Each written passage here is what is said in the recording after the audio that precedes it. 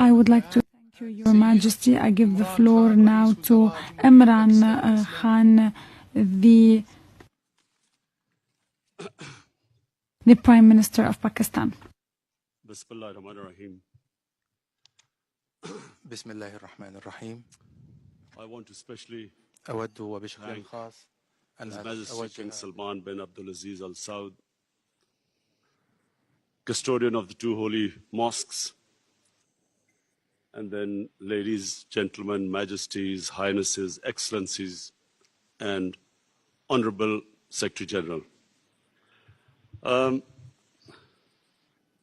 always pictured that one day I would be speaking at this summit, and I always promised myself that whenever I got this opportunity, I would raise the first and foremost, the most important question about whenever in the Western countries people blaspheme our Prophet, peace be upon him, I always felt that the response from the Muslim Ummah, the OIC, I always felt it was lacking. And therefore, I wanted to use this platform that the OIC owes a responsibility. Us heads of the states, we have a responsibility to the Muslim world. When anyone in the Western world blasphemes our Prophet, peace be upon him, it is a failure of the OIC that we have not been able to explain to the Western countries that the love and affection that we feel for our Holy Prophet, that how he lives in our hearts, it was up to us to explain to the Western people that the amount of pain they cause us when they ridicule or mock our Holy Prophet. And we must know that in the West, people do not treat religion the way the Muslim world treats Islam. We live our religion. In the Western world, they have a completely different attitude to the way they approach religion. And so therefore, on this, Mr. Chairman, I would like to say from this platform that we must, in the forums like the United Nations, forums like the European Union, we must explain to them that they cannot hurt the sentiment of 1.3 billion people under the garb of freedom of expression. The Jewish community has very successfully explained to the world that any misinterpretation of the Holocaust gives them pain. And so the Western world views Holocaust with a lot of sensitivity. But that sensitivity is lacking when they come to talking about our Holy Quran or our Prophet, peace be upon him. So I feel that this forum must take it upon itself to explain to the Western world through these forums what it means to us and how we love and respect our Holy Prophet. Secondly, the Western world has very, through ignorance, partly, and willfully, they have equated Islam with terrorism, or radical Islam with terrorism. I feel that this has done a tremendous amount of disservice to the Muslim community. Religion has nothing to do with terrorism. No religion allows killing of innocent human beings. But by doing this, two things have happened against the Muslims. Number one, it has led to Islamophobia. Whenever there is a Muslim involved in terrorism, the word Islamic terrorism or radical Islam, the moment that is referred to define terrorism, the people in the West cannot distinguish between a moderate Muslim and a radical Muslim. So the whole suspicion is raised against Muslims everywhere. This attack in New Zealand by this gunman who goes into a mosque and shoots 50 innocent people is because they cannot understand that Islam has nothing to do with terrorism. And they have this indoctrination that somehow whenever a Muslim is involved in terrorism, it's something to do with Islam.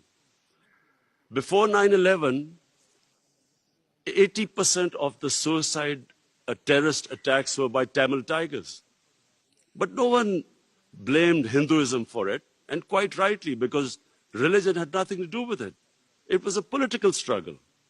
When the Japanese in the Second World War indulged in kamikaze pilots who blew themselves up on American ships, but no one blamed the Japanese religion for it.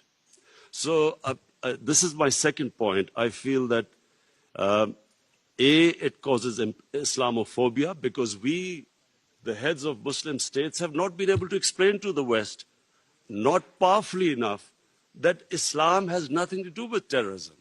Political struggles have everything to do with terrorism. And the second disadvantage which the Muslim world has as a result of this, I'm afraid is that Muslim freedom struggles or Muslim freedom political struggles are delegitimized when they are termed as because of Islamic radicalism. For instance, after 9/11, the people of Kashmir have been conducting a political struggle for their freedom. But after 9/11, it was oppressed, calling it Islamic radicalism and Islamic terrorism. Similarly, the Palestinians. After 9/11, the Palestinians were oppressed, using the Israeli government used the word Islamic terrorism. So this is my second point. I feel that from this forum, we must take a stand. We must de-link terrorism with Islam. My third point, Mr. Chairman, is about the Muslim world not paying much attention to science and technology. We have an organization called ComStech. I feel that we are on the verge of another industrial revolution with artificial intelligence and blockchain, new technologies coming in.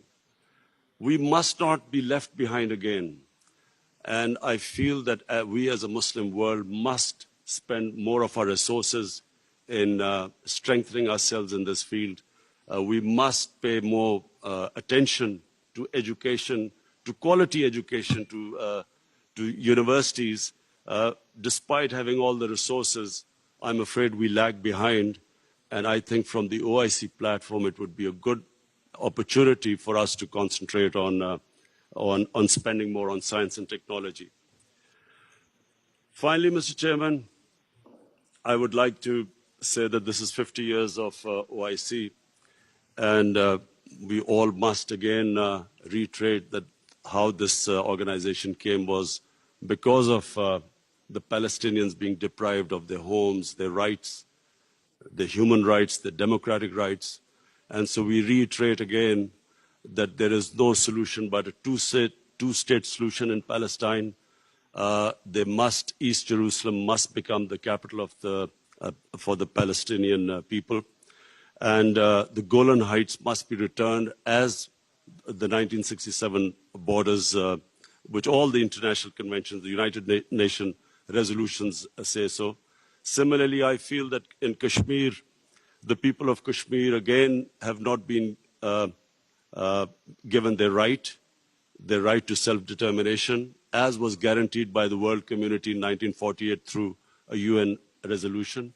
The people of Kashmir recently have suffered a lot of oppression, and I do feel that us as a body, the OIC, must stand with the oppression that is going on in the Muslim world. I finally want to thank again King Salman bin Abdulaziz Al Saud for his great hospitality. I especially want to thank we had the great opportunity to go into to visit the Rawza Rasul in Medina yesterday, and from me and my delegation, we want to say that it gave us the greatest happiness and pleasure to be able to visit the mosque. Thank you very much.